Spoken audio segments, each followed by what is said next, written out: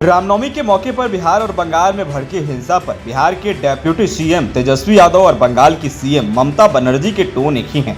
तेजस्वी यादव का कहना है कि सौहार्द बिगाड़ने का यह संघीय प्रयास है।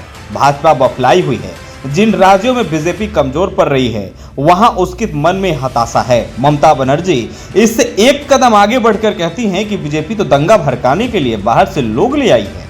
वाम और राम ने हमारे खिलाफ हाथ मिलाया। वाम यानी लेफ्ट पार्टी और राम यानी बीजेपी।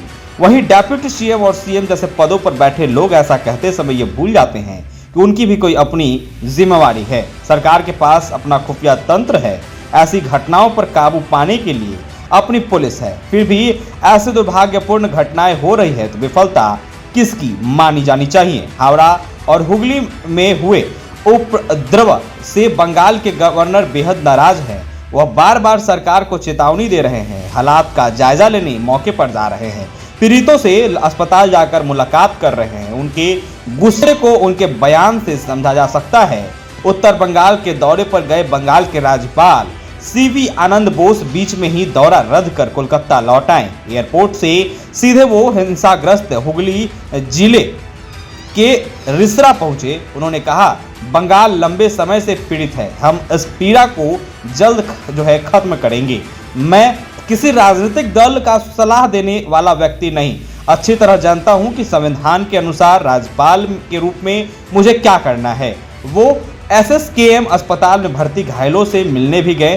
पीड़ितों से उन्होंने बात भी की। ममता बनर्जी हावड़ा और हुगली जिले में हुई हिंसा के लिए बीजेपी को सीधे तौर पर जिम्मेवार ठहरा रही हैं। उन्होंने कहा कि बीजेपी उपद्रव भड़काने के लिए बाहर से लोग ले आई है। वाम और राम ने हमारे खिलाफ हाथ मिलाया। वह बीजेपी और उसके अनुषंगी संगठनों पहले से कोसती रही है। जाहिर तौर पर उपद्रव एक तरफा नहीं होते, इसमें दो गुट भिड़ते हैं। ऐसे में एक ही गुट को दोषी ठहराकर ममता बनर्जी केंद्रीय मंत्री गिरिराज सिंह के उस आरोप की पुष्टि करती दिख रही हैं कि तुष्टिकरण की वजह से बंगाल में हिंसा भड़की। बिहार के उस तुष्टिकरण की राह पर इसलिए अशांत है। बिहार के सासाराम और बिहार शरीफ में हुई हिंसा पर भी डेप्यूटी सीएम तेजस्वी यादव का भी बयान कुछ ऐसा ही आया। उन्होंने ट्वीट कर बिहार में सद्भाव बिगाड़ने की संघी कोशिश पर बिहार सरकार की पैनी नजर है। जिन राज्यों में बीजेपी कमजोर है वो बौखलाई हुई है। एक एक उपद्रवी को चिन्हित कर कड़ी कार्रवाई की जा रही है। भाईचारे को तोड़ने किसी भी भाजपाई प्रयोग का हमने हमेशा माकूल जवाब दिया और देते रहेंगे। जय हिंद। इस तरीके के बाद तेजस्वी यादव ने वो कहा।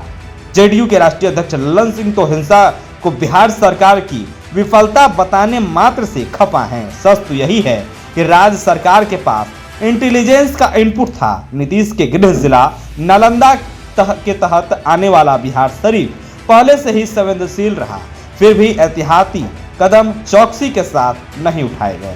अब अपने विफलता का ठिकरा दूसरों पर फोड़ रहे हैं। केंद्रीय गृह मंत्री अमित शाह ने बिहार के राज्यपाल से बात कर तुरंत हिंसाग्रस्त इलाकों में सेंट्रल फोर्स की तैनाती करा दी।